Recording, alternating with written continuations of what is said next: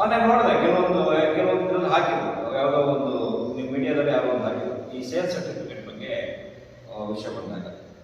ನೀವು ಬನ್ನಿ ಅದರಲ್ಲಿ ಆಚೆ ಸೇಲ್ ಸರ್ಟಿಫಿಕೇಟ್ ಯಾರ್ಯಾರು ಮಾಡ್ತಿದ್ದಾರೆ, ಒಂದಿಷ್ಟು ತಾಲೂಕು ಆಫೀಸ್ ಭಾಗದಲ್ಲೇ ಇದ್ದಿರ್ತಾರಲ್ಲ ವಿತ್ ರೆಕಾರ್ಡು ನಿಮ್ಮ ಮಾಧ್ಯಮ ಮುಂದೆ ಕೆಲವೇ ದಿನಗಳನ್ನು ತಂದುಕೊಡ್ತೀನಿ. 40-50 ಕೋಟಿ ರೂಪಾಯಿ ಆಸ್ತಿನ ಸಾಗರದಲ್ಲಿ ಈ ಹಿಂದೆ ರೆಕಾರ್ಡ್ ಮಾಡಿಬಿಟ್ಟು ಅದನ್ನು ನೀಟಾಗಿ ಯಾವತ್ತೋ ಕಾಲದಿಂದ ಬಂದಿದೆ, ದರ್ಖಾಸ್ತು ಮಂಜೂರಿ ಆಗಿದೆ ಅಂತಕ್ಕಂಥದ್ದನ್ನೆಲ್ಲ ಮಾಡಿಬಿಟ್ಟು ಮಾಡಕೊಟ್ಟಿದ್ದಾರೆ. ಅದನ್ನು ತರ್ರಿ, ನಿಮ್ಮ ಜೊತೆಗೆ ಇರ್ತಕ್ಕಂಥ ರಚನೆ ಮಾಡಕೊಟ್ಟಿರೋದು ಸೇಲ್ ಸರ್ಟಿಫಿಕೇಟ್ ಇಷ್ಟೊಂದು ಮಾಡ್ಬಿಟ್ಟು ಹೋಗೋದಲ್ಲ ಹಿಂದೆ, ಅದ್ರ ಬಗ್ಗೆ ಯಾಕೆ ಮಾತಾಡಲಿಲ್ಲ?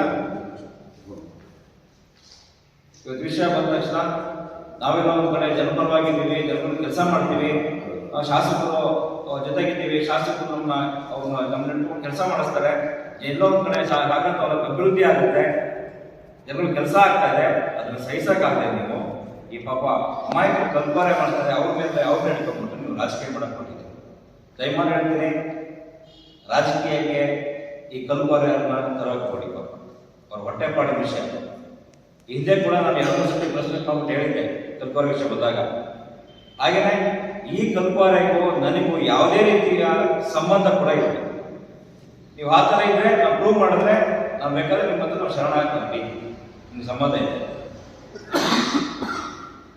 ದಯಮಾಡಿ ನಿಮ್ಮ ಮನಸ್ಸನ್ನು ಇಟ್ಕೊಂಡು ಯೋಚನೆ ಮಾಡ್ಬಿಟ್ಟು ಯಾವುದೇ ವರದಿ ಕೂಡ ಅಲ್ಲಿ ಕೊಡ್ಬೇಕಾದ್ರೆ ದಯಮಾಡಿ ಕೆಲವೊಬ್ಬ, ಅದನ್ನು ಹೇಳ್ತೀನಿ, ಕೆಲವೊಬ್ಬ ಮೀಡಿಯಾದವರು ಅವರು ಎಷ್ಟು ಮಟ್ಟಿಗೆ ನಿಮ್ಮ ಏನು ಪತ್ರಿಕಾ ಸಂಘದಲ್ಲಿದ್ದಾರೆ ಅಥವಾ ನಿಮ್ಮ ಪತ್ರಿಕಾ ಗ್ರೂಪಲ್ಲಿ ಇದ್ದಾರೆ ಅನ್ನೋದ್ರ ಬಗ್ಗೆ ನಂಗೆ ಗೊತ್ತಿಲ್ಲ.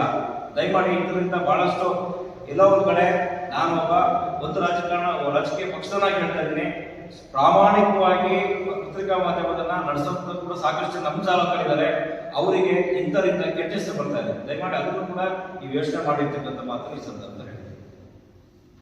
ಭೀಮನೇರಿ ಗ್ರಾಮ ಪಂಚಾಯತಿ ಒಳಪಡುವ ಮಂಕೋಣ ಸರ್ವೆ ನಂಬರ್ 12ರಲ್ಲಿ 400 ಚಿಲ್ಲರೆ ಎಕರೆ ಸರ್ಕಾರಿ ಜಾಗ ಇದೆ.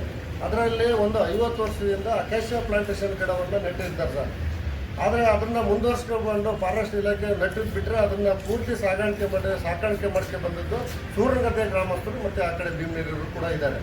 ಭೀಮನೇರಿ ಊರಿನವರು ಅವೆಲ್ಲ ಸೇರ್ಕೊಂಡು ಊರಿನ ಹೊತ್ತು ಅಂತೇಳಿ ಕಾಪಾಡ್ಕೊಂಡು ಬಂದು ಯಾವುದೇ ಥರದ ಕಳ್ಳಾಟ ಕಡಿಯೋದಾಗಲಿ ಮತ್ತೊಂದಾಗಲಿ ದುಂದು ಹಾಳು ಮಾಡೋದಾಗಲಿ ಮಾಡ್ತಾ ಇಲ್ಲ. ಅದನ್ನು ನಮ್ಮ 100 ವರ್ಷದಿಂದ ನಮ್ಮ ಪೂರ್ವಜರು ಕೂಡ ಆ ಜಾಗನ ಕಾದ್ಕೊಂಡು ಗೀಲಿ ಏನೂ ಇಲ್ಲ, ಹಾಗೇ ಇದೆ. ನಾವು ಬಂದು ನೋಡಿದ್ರೆ ಹೌದಾಗಿರ್ಬೇಕು. ಅಷ್ಟು ಜಾಗನ ನಾವು ಆ ಜಾಗನ 400 ಚಿಲ್ಲರೆ ಎಕರೆನ ಕಾಪಾಡಿದ್ದೀವಿ. ಮತ್ತು ಈ ಮಂಕೋಣ ಸರ್ವೆ ನಂಬರ್ 12ರಲ್ಲಿ ಒಳಪಡ್ತಕ್ಕಂಥ ಜಾಗನೂ ಕೂಡ ಅದಕ್ಕೆ ಸಂಬಂಧಪಡುತ್ತೆ, ಅದನ್ನು ಕೂಡ ನಾವು ಕಾಪಾಡ್ತಾ ಬಂದಿದ್ವಿ. ಈಗ ಕಾಣದ ಕೈಗಳು ಅವ್ರು ಯಾರ್ಯಾರು ಇದ್ದಾರೆ ಅಂತ ಗೊತ್ತಿಲ್ಲ. ಕೆಲವು ಅಧಿಕಾರಿ ಕೂಡ ಅದರಲ್ಲಿ ಶಾಮೀಲಾಗಿ ಅದರಲ್ಲಿ ಈಗ 12 ಎಕರೆನ ಗುಳುಕ್ತಾ ಮಾಡ್ತಾ ಇದ್ದಾರೆ. ಮತ್ತು 59 ಎಕರೆನೂ ಕೂಡ ಅದನ್ನು ಮುಂದುವರೆದವಾಗಿ ಒಂದು 7-8 ಜನರಿಗೆ ಹೆಸರು ಮಾಡ್ಕೊಳ್ಳಲಿಕ್ಕೆ ಕಾಣದ ಕೈಗಳು ಷಡ್ಯಂತ್ರ ನಡೆಸ್ತಾ ಇದೆ ಅಂತ ನಮಗೆ ತಿಳಿದು ಬಂದಿರ್ತದೆ. ಮೊನ್ನೆ ಒಂದು ಪತ್ರಿಕೆ ಕೂಡ ಬಂದಿತ್ತು. ನಾವು ಹಿಂದೆ ಕೂಡ ಒಂದು 3 ತಿಂಗಳ ಹಿಂದೆ ಮಾಹಿತಿ ಹೆಚ್ಚಲ್ಲಿ ಅರ್ಜಿ ತಗೊಂಡು ಅದನ್ನು ಒಂದು ಎಂಡಾಸ್ಮೆಂಟ್ ಕೂಡ ತಗೊಂಡಿದ್ದೀವಿ. ಅದರಲ್ಲಿ ಫಕೀರಪ್ಪ ಮತ್ತು ನೀಲಾ ನಾಯ್ಕ ಅನ್ನೋರು ಕೂಡ 2 ಜನ ಹೆಸರು ಕೂಡ ಮೆನ್ಷನ್ ಮಾಡಿದ್ದಾರೆ. ಅವರು ಅನಧಿಕೃತ ರೆಕಾರ್ಡ್ ಮಾಡಿದ್ದಾರೆ, ಅವರು ರದ್ದುಪಡಿಸಿದ್ದೀವಿ ಅಂತ ಹೇಳ್ತಾರೆ. ಬಿಟ್ಟರೆ ಯಾವುದೇ ಥರದ ತಾಲೂಕು ಆಫೀಸಿಂದ ನಮಗೆ ಮಾಹಿತಿ ಸಿಕ್ಕಿಲ್ಲ. ಈಗಲೂ ಕೂಡ ಮೊನ್ನೆ ತಹಸೀಲ್ದಾರ್ ಅವ್ರು ಕಂಡು ಬಂದಿವಿ. ಮೊನ್ನೆ ಈ ತಾಲೂಕಿನ ಶಾಸಕರಾದಂಥ ಬೇಳೂರು ಗೋಪಾಲಕೃಷ್ಣ ಸಾಹೇಬರು ಕೂಡ ನಮ್ಮ ಊರಿನ ಜನರೆಲ್ಲ ಹೋಗಿ ಅವರಿಗೂ ಕೂಡ ಮನವಿ ಕೊಟ್ಟಿದ್ವಿ. ಈ ಕೂಡಲೇ ಅದನ್ನು ತತ್ಕ್ಷಣದಿಂದ ಅದನ್ನು ರದ್ದುಪಡಿಸಬೇಕು. ಯಾರ್ಯಾರು ಇದ್ದಾರೆ ಅದನ್ನೆಲ್ಲ ಕಂಡು ರೆಕಾರ್ಡನ್ನು ಅಧಿಕಾರಿಗಳು ಕೂಡ ಅವ್ರನ್ನ ಕರೆಸಿ ಇದರ ಸಸ್ಪೆಂಡ್ ಮಾಡಬೇಕು ಅಂತ ಕೂಡ ತಹಸೀಲ್ದಾರಿಗೆ ಕೂಡ ಅವ್ರು ನಿರ್ದೇಶನ ಕೊಟ್ಟಿದ್ದಾರೆ.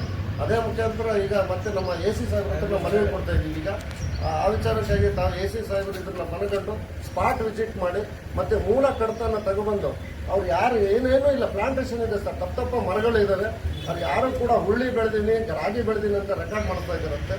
ದೊಡ್ಡ ಪ್ಲಾಂಟೇಶನ್ ಜಾಗ ಇದೆ, ತಾವು ನೋಡಿ ಆ ಜಾಗನ ನಮ್ಮೂರಿಗೆ ಬಿಡಿಸ್ಕೊಡ್ಬೇಕು. ನಾವು ಇದುವರೆಗೂ ಕಾಪಾಡ್ಕೊಂಡು ಬಂದಿದ್ದೀವಿ.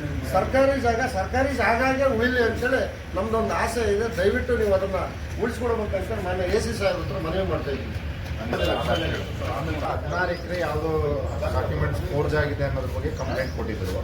ನಾನೇ ಒಂದು ಕಮಿಟಿ ಮಾಡಿ ಇದೊಂದು FIR ಮಾಡಿ ಆ ಡಾಕ್ಯುಮೆಂಟ್ಸ್ನೆಲ್ಲ ಯಾರು ಕೊಡಬಾರ್ದು ಅಂತೇಳಿ ಎತ್ತಿಡಿಸಿ ನಾನೇ ಮಾಡಿಸಿದ್ದಿದ್ದು. ಈ ನೀವು 55 ಎಕರೆ ಕೇಳ್ತಾ ಇದ್ದೀರಿ, ಭಾಳ ಗಂಭೀರವಾದಂಥ ಇದು. ನಾನು ಇಡೀ ಕಡತವನ್ನೆಲ್ಲ ತರಿಸ್ತೀನಿ.